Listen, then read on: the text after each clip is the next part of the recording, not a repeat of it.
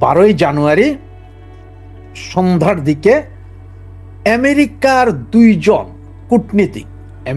দুজন কূটনীতিক আমাদের ইন্টারিম গভর্নমেন্টের প্রধান দখলদার ডক্টর মোহাম্মদ ইউনূসের সাথে দেখা করেন। এবং ইউনূসের সাথে যারা দেখা করেছিলেন সে দুইজনকে এবং কি সেটা আমি আপনাদেরকে সেটাও বলছি, যে আলবার্ট গাম্বিস, তিনি যুক্তরাষ্ট্রের সাবেক ভারপ্রাপ্ত under secretary of state, Donald Trump প্রশাসনের সময় তিনি স্টেট ডিপার্টমেন্টের জ্যেষ্ঠ দায়িত্বে ছিলেন। মূলত কূটনীতিক, নিরাপত্তা ও পররাষ্ট্রনীতির বিভিন্ন গুরুত্বপূর্ণ বিষয়ে কাজ করেছেন এই আলবার্ট গাম্বিস। এবং মর্স এইচস্ট্যান, তিনি যুক্তরাষ্ট্রের সাবেক অ্যাম্বাসেডর অ্যাট লার্জ, বিশেষ দূত। ট্রাম্প প্রশাসনে তিনি গ্লোবাল ক্রাইম জাস্টিস বিষয়ে রাষ্ট্রদূত ছিলেন। মানবাধিকার লঙ্ঘন, গণহত্যা, যুদ্ধ অপরাধ, আন্তর্জাতিক বিচার সংক্রান্ত ইস্যুতে কাজ করতেন। সহজভাবে বললে দুইজনই ট্রাম্প সরকারের উচ্চ পর্যায়ের মার্কিন কূটনীতিক, পররাষ্ট্র নীতি ও মানবাধিকার বিষয়ে পরিচিত মুখ। এই দুইজন দেখা করে আমাদের ইউনূস সাহেবের সাথে।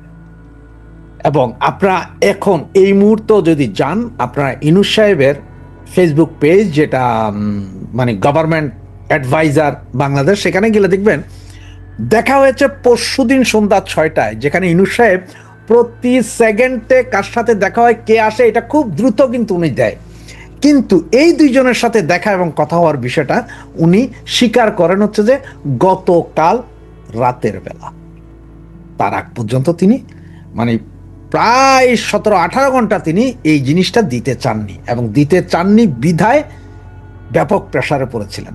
প্রেসারে পড়ে এরপরে উনি প্রকাশ করতে বাধ্য হন যে এদের সাথে দেখা হয়েছে। এই দুজন কূটনীতিক কি করতে এসেছিল আসলে? এই দুজন কূটনীতিক এসেছিল ডোনাল্ড ট্রাম্পের বার্তা নিয়ে। আপনারা জানেন যে মিস্টার খলিল সাহেবকে অনেক আগেই দিল্লিতে ডেকে নেওয়া হয়েছিল, সেখানেও মার্কিন কূটনীতিকরা ছিল, সেখানেও তারা ইনক্লুসিভ ইলেকশনের কথা বলছে। এরপরে আপনার দোহায় নিয়ে যাওয়া হয়েছে, কাতারের দোহায়, সেখানেও, এবং সর্বশেষ কয়েকদিন আগেও ওনাকে আবার আমেরিকায় ডেকে নেওয়া হয়েছে। এই দুইজন আপনার আমাদের ইউনূস সাহেবের কাছে 12 তারিখে আসলে ইলেকশন হবে কিনা এবং ইলেকশন ইনক্লুসিভ হবে কিনা সেটা জিজ্ঞেস করছে। সেটা জিজ্ঞেস করার পরে তিনি যেটা বললেন যে হ্যাঁ 12 তারিখ ইলেকশন হবে, আমি এর আগেও আপনার এই সবাইকে বলেছি, আপনার পল কাপুরের সাথে কথা হয়েছে, সার্জিও গৌরের সাথেও কথা হয়েছে, ওনাদেরকেও বলেছি আমরা 12 তারিখে ইলেকশন করব, আমার বিরুদ্ধে বিভিন্ন প্রপাগান্ডা চলছে, আমি 12 তারিখ ইলেকশন করে নির্বাচিত সরকারের হাতে ক্ষমতা ছেড়ে দিয়ে যাব, আমি এর চেয়ে 1 ঘন্টাও বেশি থাকবো না, আমিও চাই যে নির্বাচিত সরকার নিয়ে যাক, এই সেই। এগুলো বলার পরে তখন এই দুই কূটনীতিক ওনাকে আবার প্রশ্ন করেন যে আওয়ামী লীগের বিষয়ে সিদ্ধান্তটা কি। তো আওয়ামী লীগের বিষয়ে তো আপনারা সাউথ আফ্রিকার সেই বর্ণবাদ বিরোধী আন্দোলনের পরে ট্রুথ কমিশন যেভাবে হয়েছিল সেটার বিষয়ে তো চিন্তা। উনি বলে যে না, আওয়ামী লীগ তো ক্ষমা চায়নি। তখন এরা নাকি ধরে বসছে যে ক্ষমা চাইবে না, সেটা তো হচ্ছে ট্রুথ কমিশন বসার পরে সেখানে সবাই মিলে একটা দেশকে আগায় নিতে হলে সব পক্ষ থাকতে হয়, কোনো পক্ষ থাকবে কোনো পক্ষ থাকবে না সেটা না, অ্যাকসেপ্ট মৌলবাদ থাকতে পারবে না সেই দেশে, সমস্ত রাজনৈতিক দল থাকতে পারবে মৌলবাদীরা ছাড়া বাকি সবাই থাকতে হবে। মার্কিন প্রশাসনের সবচেয়ে বড় ভয় হচ্ছে যে মৌলবাদ, এবং তারা দেখতে পারতেছে যে এই যে মৌলবাদীরা হাদিকে হত্যা করার পরে আবার এই মৌলবাদীদেরকে যেভাবে ইউনূস গভর্নমেন্ট প্রোভাইড করেছে, সবকিছু দিয়ে জ্বালাও পোড়াও করাইছে, এইটা মার্কিন প্রশাসনের মাথায় ঢুকেছে। এই ঘটনার পরে 4টা হিন্দু লোককে জ্বালিয়ে মারা হয়েছে, যেটাও মার্কিন প্রশাসনের কাছে অলরেডি গেছে, এবং যেটা পোপ যেটা খ্রিস্টানদের সবচেয়ে বড় ধর্মীয় নেতা পোপ যখন বাংলাদেশে কথা বলেছেন তখন কিন্তু মার্কিন সরকার, ইউরোপিয়ান সরকার সবার মাথায় টনক নড়েছে। এরপরে স্পেশালি এই দুইজনকে পাঠানো হয়েছে, এবং এরা নাকি এটাও বলে গেছে যে আওয়ামী লীগের উপর থেকে নিষেধাজ্ঞা তুমি তুলে যাইতে হবে, পরবর্তী সরকার আসলে তুলবে এগুলো না, তোমাকে তুলে যেতে হবে। এবং তুমি যদি এই মুহূর্তে যদি নাও পারো আওয়ামী লীগকে নিয়ে ইলেকশন যদি করতেও তুমি পারো, সেটাও তুমি 12 তারিখের পরে তুমি 12 ঘন্টা আর থাকতে পারবে না, তুমি সাথে সাথে দিয়ে যেতে হবে।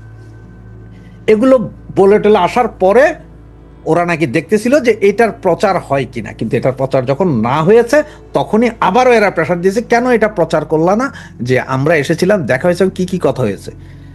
এরপরে সরকার সামান্য এতটুকুই দিয়েছে যে এই দুইজন এসেছিল, ট্রুথ কমিশনের বিষয়ে কথা হয়েছে, নির্বাচন নিয়ে আমরা এই কথা বলেছি, বাকি আর কথা সরকারও প্রকাশ করে নাই। ওরা তো এখনো প্রকাশ করে না, ওরা তো পরে গিয়ে প্রকাশ করবে এগুলো। বাসস, যেটা সরকারি সংবাদ সংস্থা, ওইটা না পারতে দুই একটা লাইন শুধু লিখেছে। এখন মার্কো রুবিও শেখ হাসিনার সাথে এই পুরো বিষয়গুলো নিয়েই সম্ভবত এনারা আসার আগেই কথা বলে ফেলেছে, এবং সেখান থেকে মার্কো রুবিও শেখ হাসিনাকে কনফার্ম করেছেন যে আওয়ামী লীগ বাংলাদেশের রাজনীতিতে বড় ফ্যাক্টর। এমন 6 থেকে 7 কোটি লোক আওয়ামী লীগের ভোটার আছে। আওয়ামী লীগ একটা বড় রাজনৈতিক দল, বাংলাদেশের জন্য সর্ববৃহৎ রাজনৈতিক দল আওয়ামী লীগ, এবং তারা রাজনীতি করতে পারবে না, এটা হইতে পারে না। এই ব্যাপারে তিনি দেখছেন, এবং আওয়ামী লীগকে রাজনীতি করার পূর্ণাঙ্গ অধিকার দিতে হবে, এগুলো নাকি কথা হয়েছে বেসিক। এরপরে ভেতরে আরো কি কি কথা হয়েছে সেটা জানা যায়নি, তবে সেখানে সম্ভবত আপনার অজিত দোভাল সহ আরো 3-4 জন, মানে ইন্ডিয়ার হাইয়েস্ট লেভেলের কিছু লোক ওখানে উপস্থিত ছিলেন। এই মুহূর্তে মার্কো রুবিও বা আমেরিকান গভর্নমেন্টের এই বিশেষ দূত সকলেই একটা ব্যস্ত, কারণ হচ্ছে যে বাংলাদেশ একটা জঙ্গি রাষ্ট্রে পরিণত হচ্ছে। পাকিস্তানের সাথে সম্পর্ক যেমন ঘটছে, তেমন চায়না এবং টার্কির দিকেও ঝুঁকছে বাংলাদেশ, এবং যেটা আপনার আমেরিকা পছন্দ করছে না। এখন এমনও হতে পারে আমেরিকার যা যা চাহিদা বা আমেরিকা যা যা চায় তা হয়তো পেয়ে গেছে ম্যাক্সিমাম, সামান্য কিছু যা আছে সেইটা হয়তো আওয়ামী লীগ যদি ইয়েস করে দেয়, তাহলেই ফিল্ডে আবার ঘুরে দাঁড়াবে আওয়ামী লীগ। 6 মাসের ভিতরে আবার আওয়ামী লীগ ফিল্ডে, 1 বছরের ভিতরে সেকেন্ড নির্বাচন।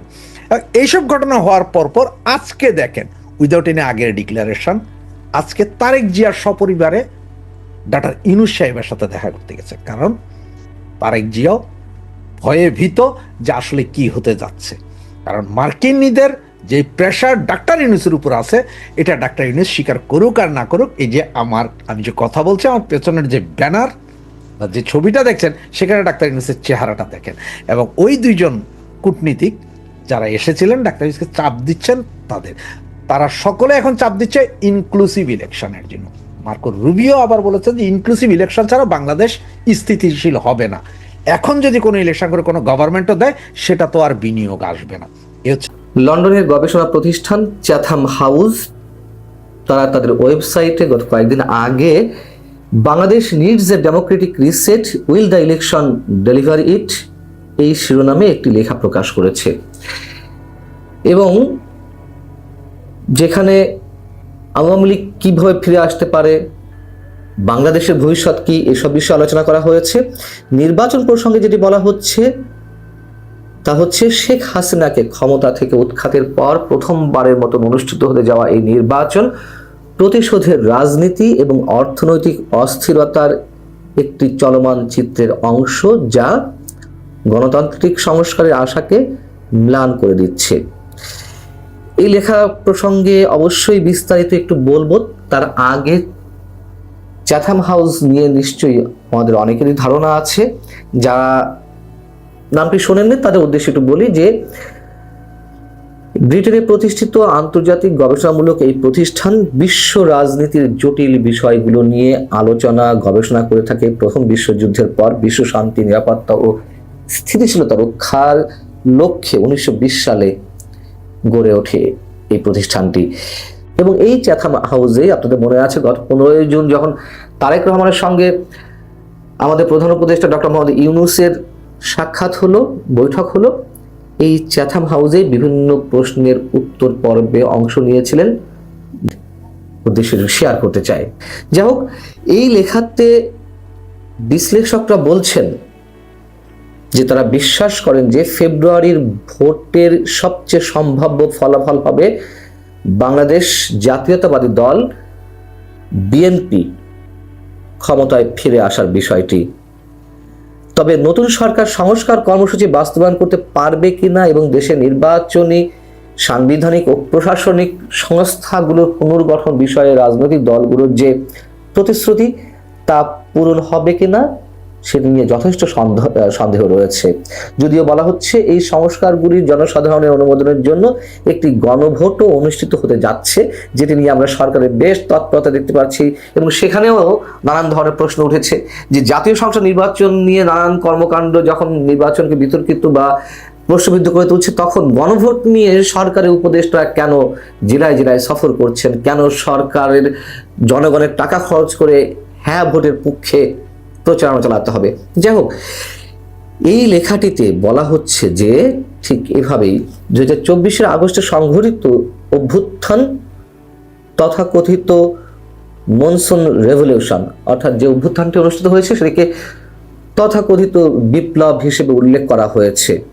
বলা হচ্ছে বাংলাদেশের ইতিহাস জুড়ে আমরা প্রায়শই সহিংস প্রতিশোধের রাজনীতির যে চক্র দেখেছি, তার পরিপ্রেক্ষিতে দেশটিতে প্রকৃত জাতীয় ঐক্যের দিকে কোনো আন্দোলন দেখা যায়নি।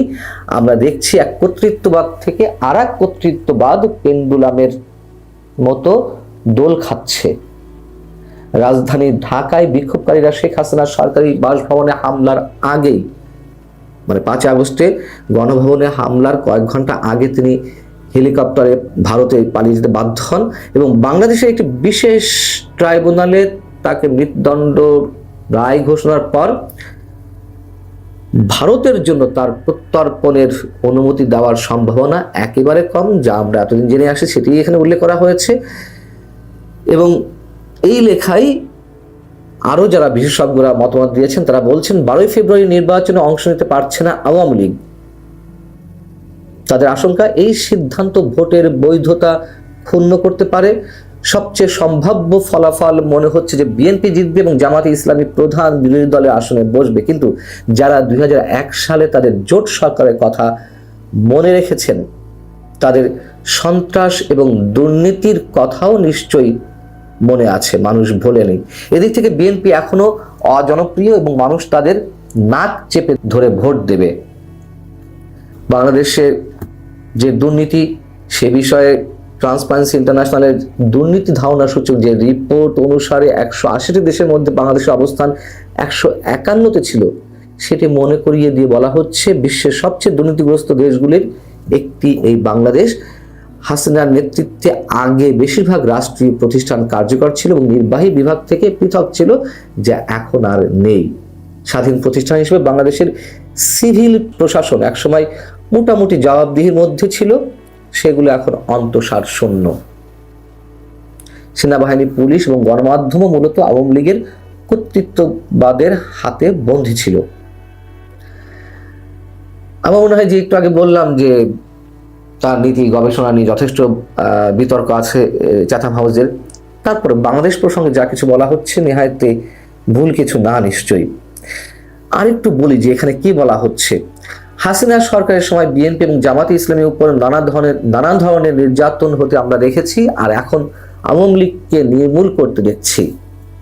এখানে বলা হচ্ছে, মানে প্রশ্ন তুলে বলা হচ্ছে যে কিভাবে এই চক্র ভাঙতে পারে। চ্যাথাম হাউস বলছে ইউনূস সরকারের পক্ষ থেকে অনেক ইতিবাচক উদ্দেশ্য দেখা গিয়েছিল ঠিকই, কিন্তু তা ছিল কেবল লোক দেখানো, যার সঙ্গে বাস্তবতার বিস্তর ব্যবধান। উদ্বেগের বিষয়, আন্দোলনের নেতৃত্ব থেকে এনসিপি নামে একটি রাজনৈতিক দল যেটি গড়ে উঠেছে ছাত্রদের মধ্য থেকে, যাদের প্রধান লক্ষ্য ক্ষমতা, ফলে সাধারণ মানুষ চরমভাবে হতাশ হয়েছে। অর্থনৈতিকভাবেও বাংলাদেশ এই মুহূর্তে বিপজ্জনক অবস্থানে। দেশটির প্রাকৃতিক সম্পদ কম এবং অধিকাংশ ক্ষেত্রেই আমদানি নির্ভর। চীন, পাকিস্তান এবং তুরস্কের সাথে একটি নতুন জোটের দিকে আকৃষ্ট হওয়ায় দেশটির জন্য আরো বেশি ঝুঁকিপূর্ণ হয়ে দাঁড়িয়েছে। আগামী নির্বাচনে বিএনপি জয়লাভ করবে কিনা এবং আওয়ামী লীগের ক্রোনো ক্যাপিটালিজম মডেলটি প্রতিলিপি করবে কিনা তা এখনো বলা যাচ্ছে না। তবে আওয়ামী লীগ ফিরে আসার ক্ষেত্রে যে পথ রয়েছে তা হলো আরেকটি বিদ্রোহের সম্ভাবনা। এর বাইরে আপাতত খুব বেশি কিছু দেখা যাচ্ছে না। এই হচ্ছে মোটামুটি চ্যাথাম হাউসের যেই গুরুত্বপূর্ণ দেখা, তাই মোটামুটি এখানে বলা হয়েছে। কিন্তু প্রশ্ন হচ্ছে যে আওয়ামী লীগ ফিরবে, তার জন্য আরেকটি বিদ্রোহের দরকার। সেটি আসলে কিভাবে হবে, কিভাবে সম্ভব? আওয়ামী লীগ ততটা সংগঠিত হয়ে পেরেছে, মানে সংগঠিত হতে পেরেছে কিনা এর মধ্যে? আমরা জানি যে আওয়ামী লীগের মধ্যে এই মুহূর্তে অনেক ধরনের সংকট।